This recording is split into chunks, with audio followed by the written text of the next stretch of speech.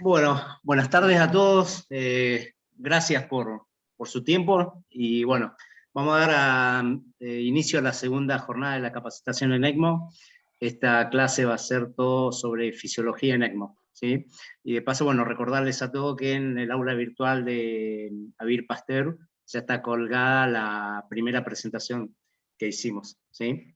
Así que, bueno, bienvenidos y espero que podamos cumplir con sus expectativas. Bueno, adelante, Lucio. Gracias, Néstor. Bueno, es fundamental para cuando uno va a utilizar un elemento de alta complejidad, entender un poco el por qué lo utiliza y en qué momento debe utilizarse. Ya algunas cosas hemos visto, pero de todas formas entender la fisiología del soporte extracorpóreo es fundamental para darle seguridad a nuestro paciente, fundamentalmente, y además para que realmente sea productivo su utilización. Recuerden que el soporte vital extracorpóreo puede ser utilizado tanto en pediátricos como en adultos. Nosotros vamos a hacer referencia estrictamente a los adultos, ¿sí? Recuerden el intercambio nativo, que esto es el intercambio de oxígeno y de dióxido de carbono, y que se produce a dos niveles normalmente. Esto es a nivel alveolar, donde está dado por la respiración alveolar, y a nivel tisular, que es en los tejidos donde se produce este intercambio. En ambos casos se produce por gradientes de presión, es decir, tanto el dióxido de carbono como el oxígeno van de lugares de mayor presión a lugares de menor presión.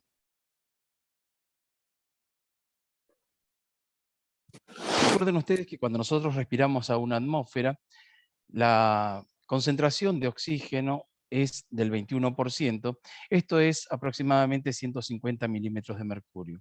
Pero que cuando llega el oxígeno al alveolo, por efecto del vapor de agua, lo que vamos a encontrar en el alveolo en este caso son 100 milímetros de mercurio. Sin embargo, cuando nosotros extraemos sangre de un paciente que no ha recibido soporte con oxígeno y que no está taquipneico, la presión de oxígeno que vamos a obtener habitualmente es de 90 milímetros de mercurio. Esto se debe fundamentalmente a dos vasos que hacen shunt. Uno de ellos son los vasos coronarios. Las venas coronarias desembocan directamente en la aurícula izquierda y lo mismo ocurre con las venas bronquiales que no pasan por el pulmón, entonces de cierta forma diluyen la concentración de oxígeno a nivel de la aurícula izquierda.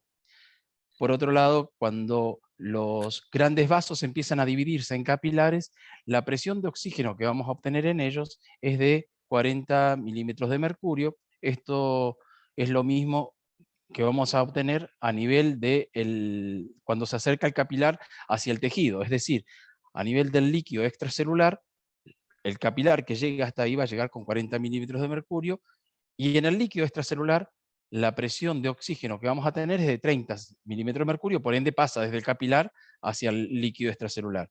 Adentro de la célula, nuestra presión de oxígeno es de 10 milímetros de mercurio, entonces pasa desde el líquido extracelular hacia adentro de la célula.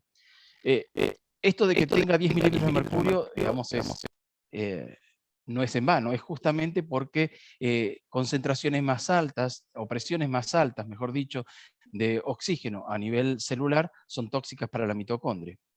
Por otro lado, este capilar que lleva sangre al tejido también es el que termina uniéndose a una vénula y posteriormente a la vena. Por eso, la devolución de sangre venosa que vamos a tener va a tener 40 milímetros de mercurio. Analicemos un poquitito qué ocurre entonces con la membrana extracorpórea. Si bien nosotros sobre todo vamos a hacer referencia a esta membrana, que es la Quadrex de Maquet, tengan en cuenta que los conceptos fisiológicos son para todas las membranas iguales.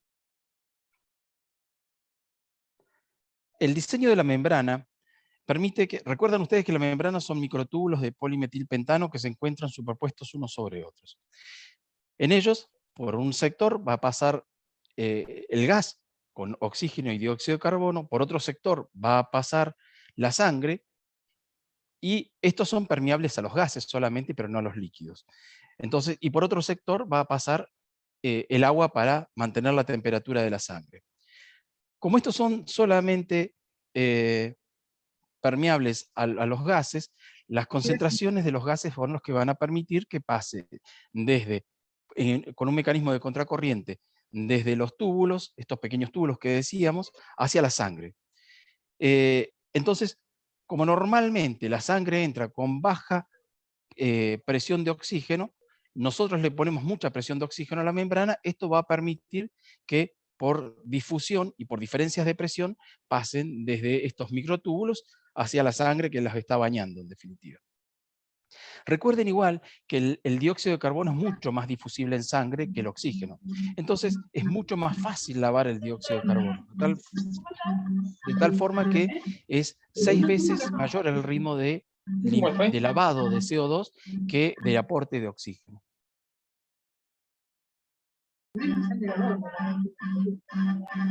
En este ejemplo que ustedes están viendo, justamente lo que mostramos es cuando ingresa la sangre adentro de la membrana. Fíjense que normalmente ingresa con una saturación venosa que es del 70%, es decir, tiene una presión de oxígeno, la sangre venosa, de 40 milímetros de mercurio.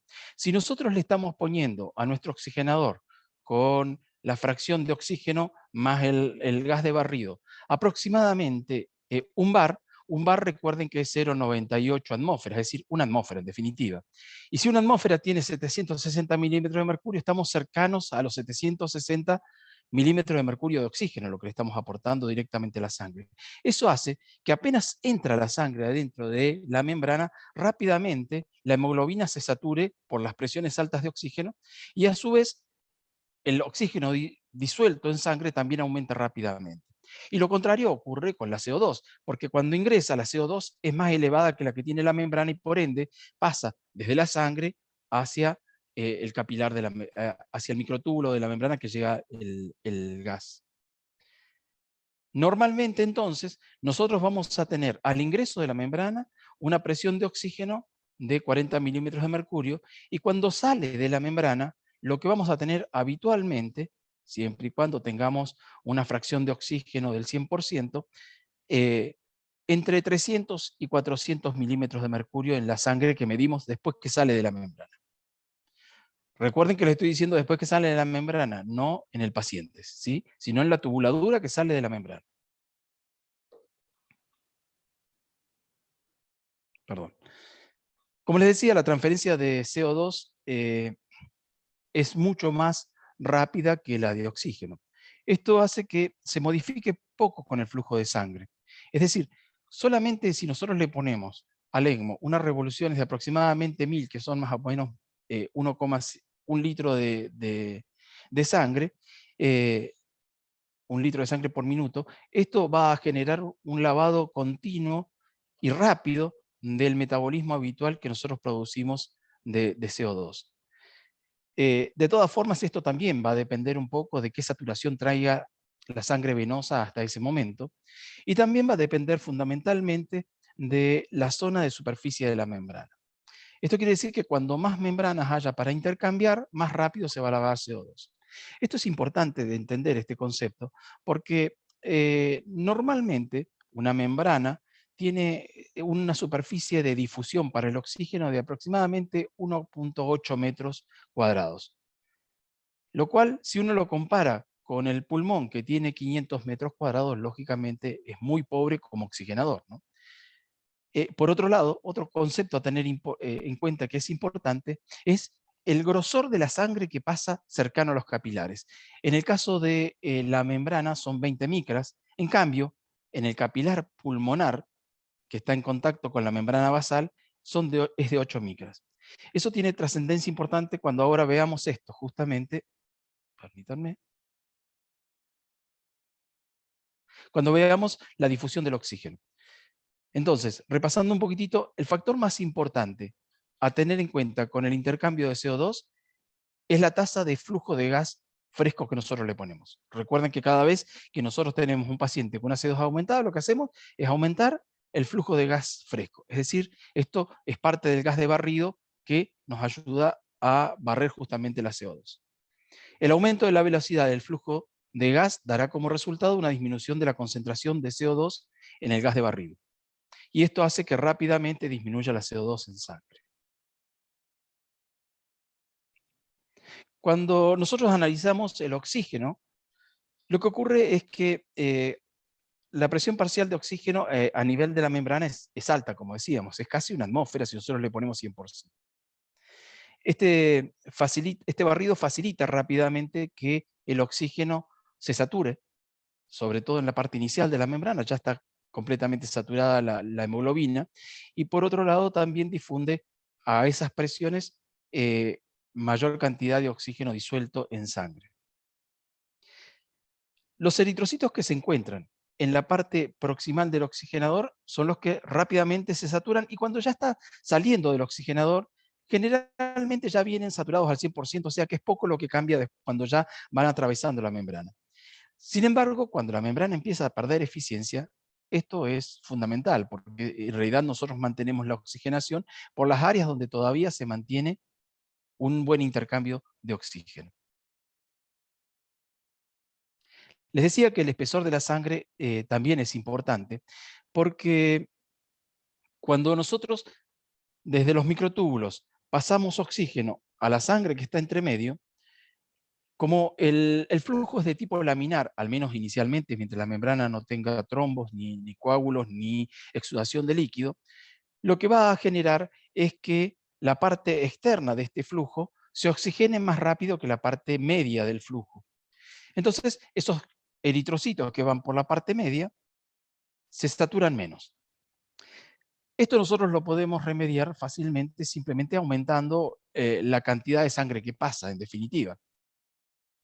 Y esto tiene un mecanismo de compensación hasta cierto punto, porque si aumentamos demasiado la velocidad, llega un momento en el que pasa tan rápido que no alcanza a intercambiarse, sobre todo en la zona media del capilar que está en la membrana.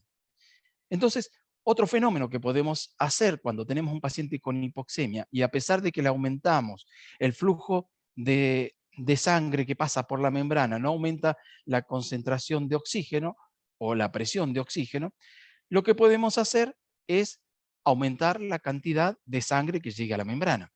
Y esto lo podemos hacer, si ya no nos dio con las revoluciones por minuto, es decir, lo que estamos aspirando, es sacar sangre de dos venas al mismo tiempo y pasarlos por la membrana. Cuando uno tiene que oxigenar a un niño, lo que ocurre es que uno tiene que adaptar la membrana a la superficie corporal del niño. Entonces, en los niños, en general, se utilizan distintos tipos de membrana de acuerdo a la superficie corporal. En los adultos, se utiliza un solo tipo de membrana para los adultos. Como no podríamos poner, o mejor dicho, sería más dificultoso poner dos membranas en paralelo para poder ir oxigenando en dos membranas, lo que se puede hacer es sacar sangre de dos venas al mismo tiempo. Y eso ya lo vamos a ver cuando veamos canalización, pero esto aumenta la cantidad de sangre que pasa por la membrana y mejora la oxigenación. Por otro lado, entonces aumentar la superficie de la membrana mejora la presión de oxígeno, pero insisto, esto tiene un límite, lógicamente. Volvemos a repetir entonces que la transferencia de oxígeno depende fundamentalmente del flujo de sangre, mientras que la transferencia de CO2 depende fundamentalmente del flujo de gas de barrido que nosotros le ponemos. Un poco menos del flujo de sangre, también depende, pero mucho menos que del flujo de gas de barrido. Lo repetimos entonces. El intercambio de CO2 es relativamente independiente del flujo de sangre, es dependiente de la superficie de la membrana, es dependiente del gradiente de difusión del gas, pero sobre todo es dependiente del flujo de barrido. En cambio, el oxígeno es independiente del flujo de barrido, es dependiente de la concentración de oxígeno en relación a la saturación de hemoglobina, es dependiente de las características de difusión y del área de membrana de difusión que tengamos, y sobre todo es dependiente del flujo de sangre que pase por la membrana.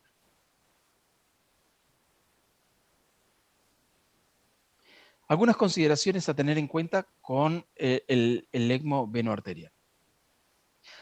Recuerden que la pérdida de pulsatilidad se relaciona con una magnitud muy alta de bypass. Esto quiere decir que si nosotros tenemos una TAM y de golpe nuestro pulso de ser justamente pulsátil pasa a ser único, lineal, esto está implicando en que casi todo el soporte cardíaco se lo estamos dando nosotros con el ECMO.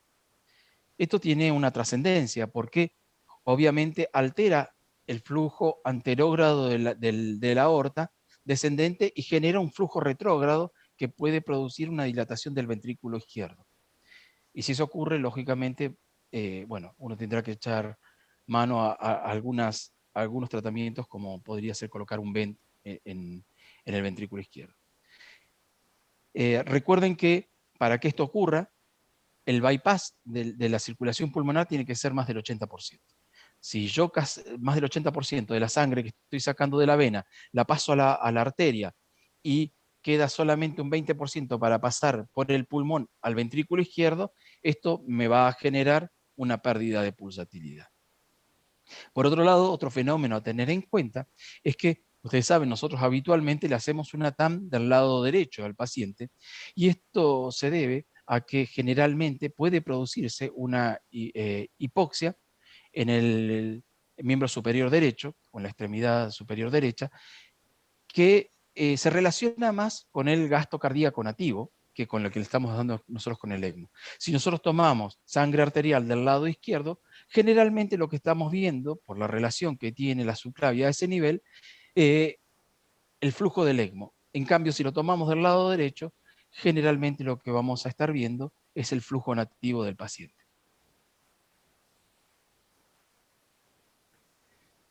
Un concepto fundamental para entender esto es la disponibilidad de oxígeno. Ustedes saben que el oxígeno, si bien va en un porcentaje disuelto, es muy poco esto, casi todo el oxígeno se encuentra adherido a la molécula de la hemoglobina por el grupo M y unido a las moléculas de hierro que llevan 4 moléculas de oxígeno. Cuando nosotros exponemos la sangre a diferentes presiones de oxígeno, vamos a encontrar distintos grados de saturación de la hemoglobina. Como vemos en esta gráfica, cuando nosotros le ponemos 25 milímetros de mercurio de oxígeno a la sangre, es decir, la sangre disuelta, la que nosotros medimos habitualmente cuando pedimos gases en sangre, va a ser de 25 milímetros de mercurio, mientras que la saturación de la hemoglobina para estos 25 milímetros de mercurio va a ser del 50%. A esto se le denomina P50. Cuando nosotros le ponemos 40 milímetros de mercurio a la sangre, lo que va a ocurrir es que el 70% de la hemoglobina se va a encontrar saturada. Esto es lo que ocurre cuando nosotros tomamos sangre venosa, por ejemplo. Nuestra presión de oxígeno en la sangre venosa es de 40, mientras que la saturación de la hemoglobina para esos 40 es de 70. Y cuando lo exponemos a la sangre a una presión de oxígeno de 60 milímetros de mercurio, lo que va a ocurrir es que el 90% de la hemoglobina se va a encontrar saturada. Fíjense ustedes que la relación que existe con la sangre disuelta es muy poco, la cantidad de oxígeno que lleva la sangre disuelta. Casi todo el oxígeno va unido a la hemoglobina. Entonces, la disponibilidad de oxígeno, es decir, la cantidad de oxígeno que yo estoy entregando, depende del oxígeno disuelto en plasma y el oxígeno unido a la hemoglobina. Por ende, nosotros tenemos que tener en cuenta, y ustedes recuerdan que cada vez que tenemos un paciente en ECMO lo tenemos que hacer, es tener en cuenta la concentración arterial de oxígeno. La concentración arterial de oxígeno está dada por la saturación arterial de oxígeno, por la hemoglobina en gramos por decilitros, por 1.36, que es la capacidad que tiene cada molécula de hemoglobina de unirse al oxígeno, es decir, cada molécula de hemoglobina lleva 1.36 mililitros de oxígeno, más la presión arterial de oxígeno por 0.03, que es el oxígeno disuelto. Ahora bien, el transporte no depende solamente del oxígeno que lleve la hemoglobina o la sangre, sino cómo lo hago llegar a cada uno de estos tejidos, y esto está dado fundamentalmente por el gasto cardíaco. Entonces, la disponibilidad de oxígeno está dada por la concentración arterial de oxígeno por el gasto cardíaco. En el ECMO depende la oxigenación principalmente de la membrana, pero también en cierta parte de los pulmones. Ahora bien, eso es lo que yo le estoy pudiendo dar. Ahora, ¿cuánto va a necesitar mi paciente? Eso es lo que se denomina consumo de oxígeno, ¿sí? Esto depende del metabolismo celular. Hay situaciones que las pueden disminuir al consumo de oxígeno, como es la sedación, la parálisis, la hipotermia, y la puede incrementar algunas cuestiones como la actividad, la hipertermia, el aumento de las catecolaminas, la sepsis, las convulsiones o cualquier otro estado hiperdinámico. Esto es importante tener en cuenta porque puede encontrarse con un paciente en ECMO que inicialmente tiene una buena oxigenación, pero de golpe lo van a ver y el paciente ha caído su oxigenación y dicen, ¿qué le está pasando a la membrana? Probablemente lo que le está pasando no es a la membrana, sino al paciente, una situación distinta. El consumo habitual de oxígeno para los pacientes neonatos de 5 a 8 mililitros kilo, en los niños de 4 a 6 y en los adultos de 3 a 5 mililitros kilo minuto. Ahora, la relación que existe entre la disponibilidad y el consumo es fundamental, porque nuestra idea es que le demos más oxígeno que el que está utilizando, ¿sí? Entonces, para esto, tenemos que tener en cuenta cuánto es lo que le estamos aportando nosotros y cuánto es lo que está consumiendo el paciente. Esto lo podemos saber, esta relación la podemos saber cuando sacamos saturación venosa central. Esto nos dice, si la saturación cae de 70, nos está diciendo de que está necesitando mucho más oxígeno del que nosotros le estamos aportando. Ahora bien, si la saturación se mantiene alta, quiere decir que está utilizando menos del oxígeno que nosotros le estamos dando. Normalmente la saturación de oxígeno, yo les digo, está entre 70 o 75 y son los valores que habitualmente deberíamos tener en un paciente que tiene una relación adecuada entre disponibilidad y consumo.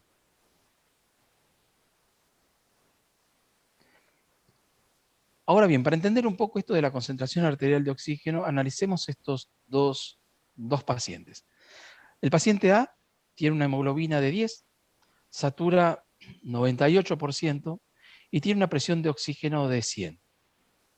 El paciente B tiene una hemoglobina de 15, satura 70% y tiene una presión de oxígeno de 40.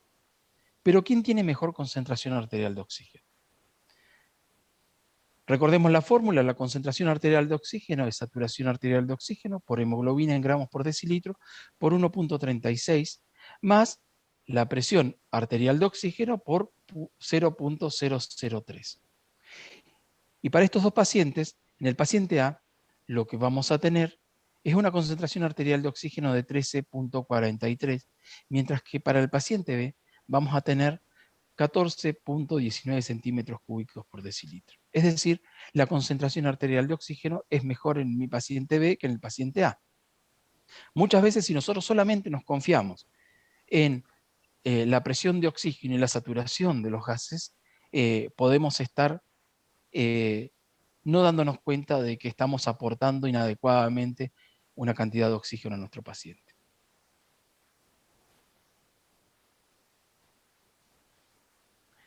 Otro punto a tener en cuenta que es importante cuando analizamos la oxigenación de la membrana es el flujo efectivo. Y se define el flujo efectivo como el flujo que yo le estoy llevando con oxígeno a la sangre, a la vena de mi paciente, menos la recirculación. Recirculación es lo que yo le estoy devolviendo y la cánula de abajo que está aspirando me lo está aspirando aunque esté bien oxigenado, ¿sí? Y lo vuelve a pasar por la membrana. Entonces, el flujo efectivo depende del flujo de ECMO que yo le estoy dando menos la recirculación.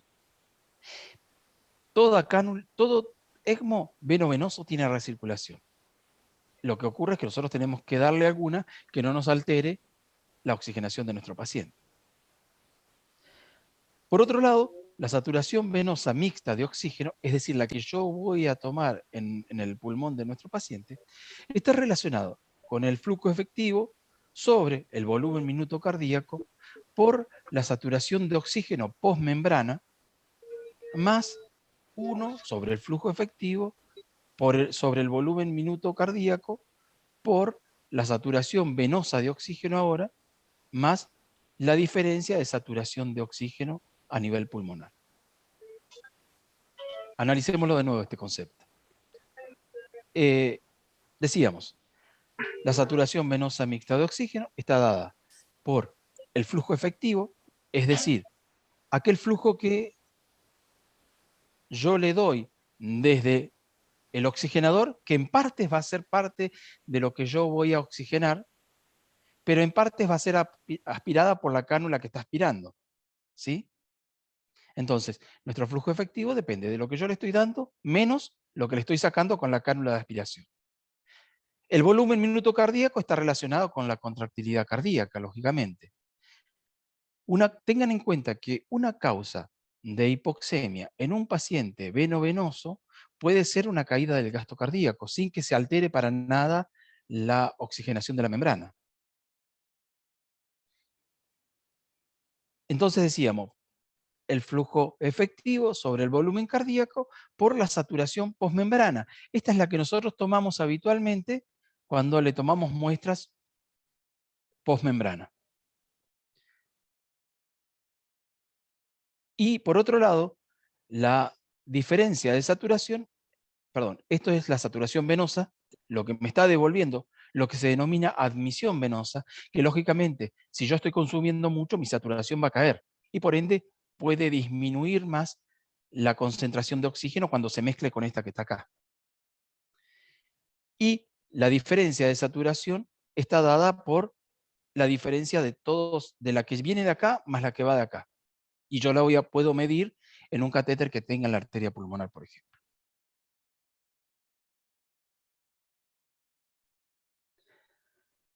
Ahora bien, el flujo de sangre a través del oxigenador se logra por un gradiente de presión, como decía, que se denomina presión transmembrana, que es la que, ustedes saben, nosotros medimos habitualmente después de las primeras 24 horas de colocar al paciente en ECMO. El aumento de la presión transmembrana refleja algún grado de obstrucción en el oxigenador. Por otro lado, cuando nosotros utilizamos una bomba centrífuga como la que tenemos nosotros, la relación flujo-presión no son lineales. Es decir, que yo aumente las revoluciones no quiere decir que tenga que aumentarme la presión transmembrana, ¿sí? En cambio, si yo utilizo una bomba de rodillo, esto sí es lineal. Siempre es óptimo evaluar la resistencia del oxigenador porque nos está diciendo qué tan tapado está el oxigenador, lógicamente. Esto lo podemos hacer midiendo la resistencia, que es la presión transmembrana sobre el flujo. Esto me tiene que dar menos de 10. El flujo está en litros, ¿sí? Entonces, es la presión en milímetros de mercurio que nosotros medimos, por ejemplo, 30, sobre los 4 litros, nos tiene que dar siempre menos de 10. Creo que para 4 son 6.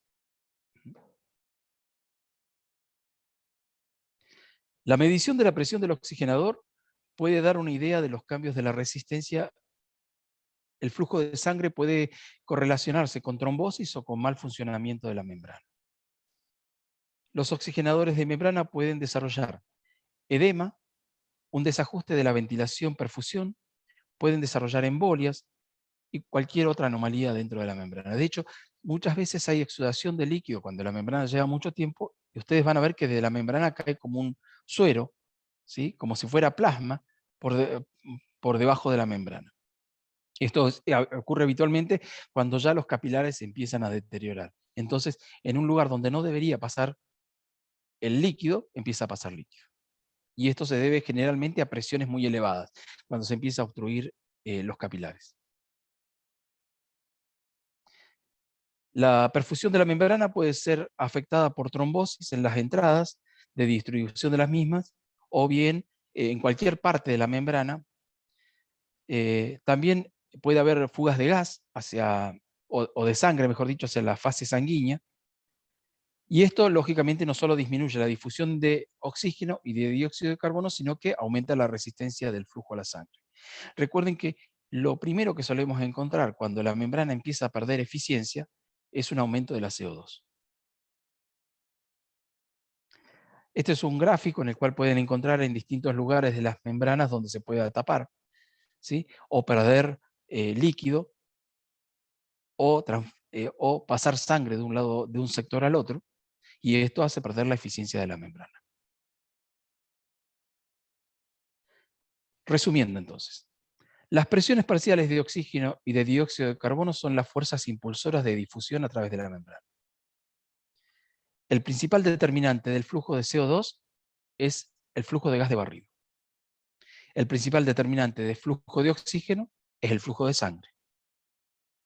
La concentración arterial de oxígeno es la saturación arterial de oxígeno por la hemoglobina por 1.36 más la presión arterial de oxígeno por 0.003.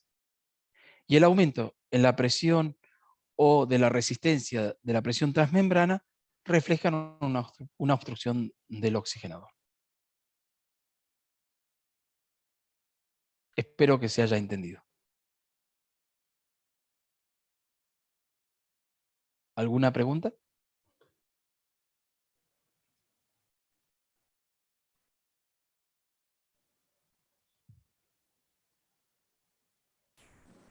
Hola Lucio, buenas tardes. Soy Ana Duret de la UCO. Hola Anita, ¿cómo estás? Bien, te hago una pregunta para ver si entendí bien. Entonces, si yo tengo un paciente que ya estaba en ECMO y en unos gases de control tengo la CO2 un poquito alta, no solo tengo que considerar alguna cuestión del ECMO, sino también cuestiones propias del paciente, digamos, un aumento de la producción de CO2 o algo, digamos, siempre pensar no solo en las cuestiones físicas de la membrana, presiones y flujos, sino también siempre tengo que tener como diagnóstico diferencial cuestiones propias del paciente. Sí, es lo primero a pensar siempre. En realidad es más frecuente que la afectación sea del paciente que de la membrana. Sobre todo este tipo de membranas que son muy biocompatibles en general. Recordad que nosotros hemos utilizado durante 20 días membranas sin tener ninguna dificultad en general. Así que siempre hay que pensar primero en que al paciente le está pasando algo y no que a la membrana le está pasando algo.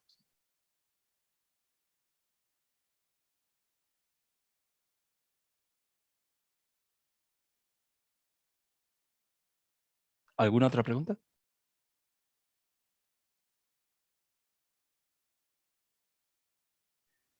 Hola Lucio, buenas tardes. Hola, Excelente Alejandro. la presentación. Quería saber si podías informar o explayarte un poquito más en los cambios hemodinámicos que produce muchas veces la mejor hemodinámica, si bien vos hablaste que puede empeorar, pero la mejor hemodinámica que da el ECMO veno-venoso sobre el corazón izquierdo. Si podrías un Sí, poquito explayarnos, más que sí, todo sobre el gasto cardíaco. Eso se debe principalmente a dos situaciones. El ECMO, al mejorar la saturación de oxígeno, lógicamente le quita un componente a la hipertensión pulmonar que se produce por vasoconstricción hipoxémica. Entonces, esto asociado a la vasoconstricción hipercápnica, que también la mejoras con el ECMO, mejoran las presiones pulmonares y por ende disminuye la presión de fin de diástole del ventrículo derecho. Entonces, esto mejora de por sí, lógicamente, el gasto cardíaco, porque disminuye la presión de interdependencia que tienen ambos ventrículos. Ya al no aumentar la presión en el ventrículo derecho, no hay desplazamiento del tabique hacia el ventrículo izquierdo y disminución de la presión de fin de diástole en el ventrículo izquierdo. Entonces, mejora fundamentalmente por esto, porque mejora la oxigenación y esto mejora la vasoconstricción pulmonar. Pero además de esto, cuando nosotros ponemos a pacientes en ECMO, los sometemos a mucha menos presión alveolar, con lo cual las presiones sobre los capilares son menores, porque generalmente ventilamos con 4 a 5 mililitros kilo. ¿Se entendió, Ale? Sí, perfecto, perfecto. Muchas gracias. No, por favor.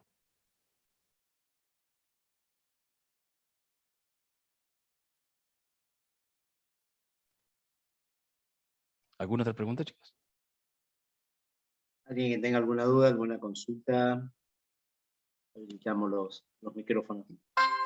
Otra pregunta yo, Lucio, los parámetros de disponibilidad de oxígeno y de presiones de las membranas que se miden eso por los transductores del monitor, ¿eso tienen que ser chequeados, imagino, diariamente, pero digamos, con qué frecuencia todos esos parámetros para ir controlando que Mira, eso, digamos, no... O sea, para detección temprana de alguna variación e ir pensando qué puede estar pasando. mira, nosotros habitualmente, como es más dificultoso hacer esta relación presión transmembrana flujo, lo que hacemos habitualmente es mantenernos por lo menos en una diferencial entre 30 o 35 milímetros de mercurio. Entonces, si nosotros lo estamos midiendo continuamente, es mucho más fácil poder saber las presiones diferenciales, que si aumentan algo está pasando. Sin embargo, cuando aumenten, lo más frecuente que ocurra es que la fibrina está tapando el sensor en ese sector. Es decir, o la llave de 3 vías donde lo estamos midiendo, o la tubuladora por donde está subiendo, se llenó de fibrina, y lo más factible es que eso se relacione muchas veces con las presiones que estamos midiendo elevadas y no es la membrana. Entonces, siempre es importante hacerle un service a eso para estar seguros de que lo que está midiendo uno es realmente la presión transmembrana y no que se me está tapando la llave de 3 vías. ¿Se entiende? Entonces, si bien no lo tenemos que estar haciendo en cada minuto, yo le he pedido a enfermería que por lo menos 2 veces por turno lo registre en esa planillita que tenemos de presiones transmembranas y de presión pre y postmembrana. Hay un fenómeno que nosotros, les vuelvo a repetir, no lo estamos haciendo, que es medir la presión negativa. Esto lo vamos a ver un poquito más ahora cuando veamos equipamiento del ECMO, pero no estamos midiendo la presión negativa. Entonces, esta se mide previo a la bomba. No lo hacemos habitualmente porque, bueno, tiene muchos riesgos.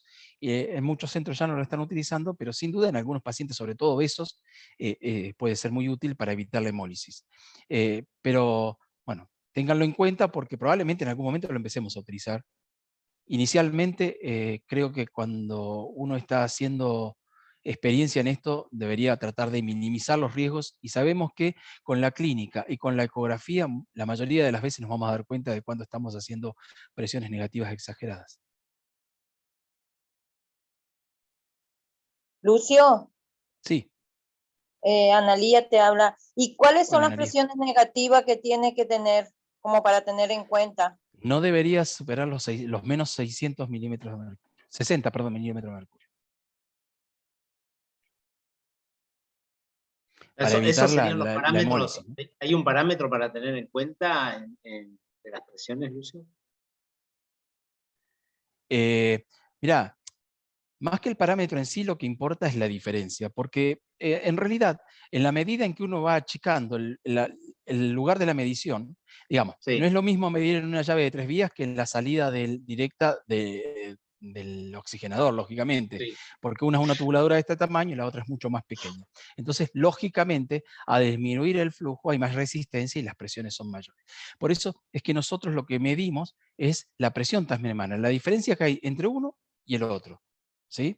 Esta diferencia, que nosotros habitualmente lo que tratamos es que no supere los 30 a 35, lo podemos también cuantificar si nosotros lo hacemos en relación al flujo, como les mostraba recién. Es decir, la presión transmembrana sobre el flujo nos tiene que dar siempre menos de 10. Esto también nos está hablando de que no hay resistencias importantes, al menos en la membrana. Pero muchas veces, antes que las resistencias, nos ha pasado, se nos han tapado, ustedes recuerdan, el primer paciente que tuvimos con COVID nos tapó 2 membranas, y cuando nosotros quisimos medir las presiones, saltó sangre para todos lados. Recuerdan las presiones que tenían eso, y a pesar que salía de una llave de 3 vías. Entonces, las presiones son muy elevadas, a 3.000 revoluciones son muy elevadas, y a 5.000 ni les cuento. Son capaces de llegar a más de 5 metros la distribución de sangre. Entonces, no hay un valor estricto para la membrana, sino una diferencia. Lo que importa en realidad es la diferencia entre el ingreso y la salida. Doc, Sí, le habla Pato. ¿qué tal, Pato? Doc, le quería hacer una consulta con respecto a los pacientes obesos. Esas presiones negativas que usted está nombrando, ¿es mucho más, o sea, tiene más diferencia con respecto a un paciente de peso estándar? Sí, el colapso del tejido celular subcutáneo sobre el vaso es mucho mayor, sobre todo cuando uno hace aspiración. Por Y en eso, ese, a ver, no es y en en ese, vano que nosotros justamente tratemos de entrar pacientes con un índice de masa corporal de 40, mientras que en ajá, muchos lugares entran hasta los 45 de índice de masa corporal. Esto se debe a que es mucho más difícil para nosotros cuantificar en pacientes con un índice de masa corporal mayor que estamos haciendo presiones exageradas y pudiendo lesionar el endotelio y por ende produciendo hemólisis, ¿no? Claro, pero en ese caso igualmente también lo que va a variar va a ser, esa presión va a variar de acuerdo a la cánula que esté colocada, ¿no es cierto? Sí, sí, también Ah, depende de la resistencia de la cánula que tengamos. Y cuando más grande es la cánula, más aspira, pero también más colapsa. bien, bien. Muchas gracias, doc. Por nada.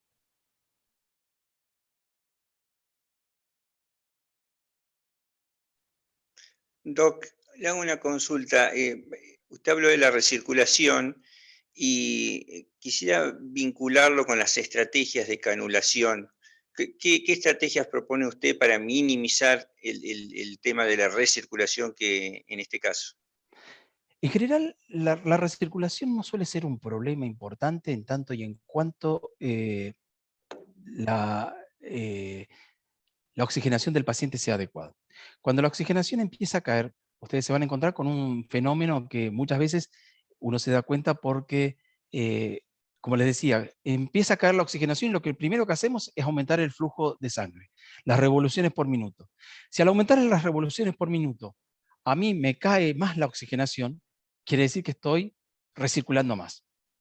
Entonces, lo que deberíamos tener en cuenta cada vez que canulamos es que por lo menos haya una diferencia entre la cánula que recibe y la cánula que entrega que sea superior a los 10 centímetros. Ahora bien, cuando yo más flujo paso, más posibilidades de que recircule hay, lógicamente, ¿sí? En general, teniendo en cuenta esos 10 centímetros, no suele haber una recirculación importante, al menos hasta los 4 litros. Si aún así la recirculación es muy alta, pues bueno, uno podría utilizar una vena un poco más alejada del lugar donde voy a aspirar la sangre. Sin embargo, ya te digo, esto suele ser mucho menos práctico, porque, por ejemplo, uno podría utilizar una vena axilar, que está bastante más alejada, pero suele ser mucho menos práctico, sobre todo porque es mucho más colapsable que la vena cava. Entonces, en general, cuando uno tiene un abordaje a la cava superior o o al axilar, lo usa siempre y cuando quiera hacer algo que se llama ECMO de alto flujo, que es utilizar una en la vena cava y otra que salga de la vena cava superior, una de la vena cava inferior y otra que salga o de la superior o del axilar, y entonces uno aumenta el flujo que pasa por la membrana, ¿sí? Pero a nosotros el que mejor resultado nos ha dado es el cabo inferior, digamos, o sea, femoral hacia la aurícula derecha aproximadamente a 5 centímetros y devolvemos habitualmente a 1 o 2 centímetros de la aurícula derecha. Con eso no hemos tenido recirculaciones importantes al menos. Sin embargo, si esto ocurre, lo que podés hacer simplemente es alejar un poquitito más la cánula. Recordad que la perforación de la cánula es en el tercio distal, entonces tenés bastante para poder alejar la cánula si ocurriese recirculación.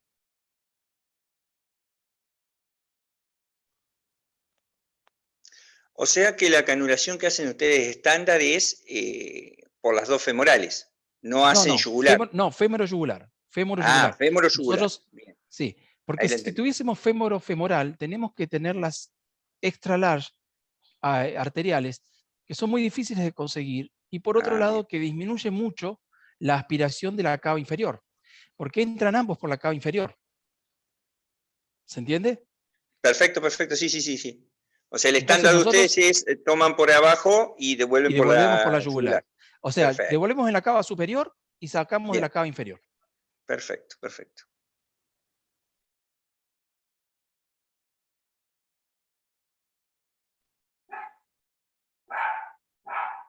¿Alguna otra pregunta?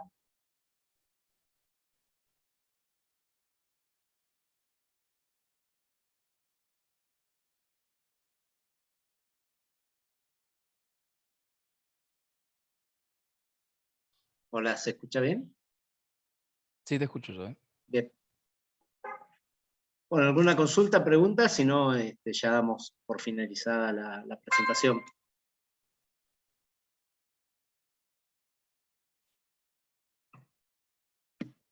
Bueno, creo que estamos. Igual Lucio ya dejó el correo la clase anterior, así que cualquier consulta pueden más adelante consultarle directamente por correo. Así que bueno, vamos a finalizar la presentación y agradecerles por su tiempo. Y bueno, muchas gracias, Lucio. No, por favor. La próxima clase le iba a dar Diego, pero Sí. creo que tiene alguna dificultad, así que la voy a dar yo también. Ah, bien, perfecto. Equipamiento Bueno, en la ECMO. próxima sí es dispositivos y equipamiento en ECMO. Bueno, si la das vos, entonces acordamos el mismo horario para la próxima. ¿Sí? Sí, sí. Sí, perfecto, entonces muchísimas gracias y estamos en contacto hasta la próxima clase. Muchas gracias. Gracias a todos por Gracias. participar. Gracias.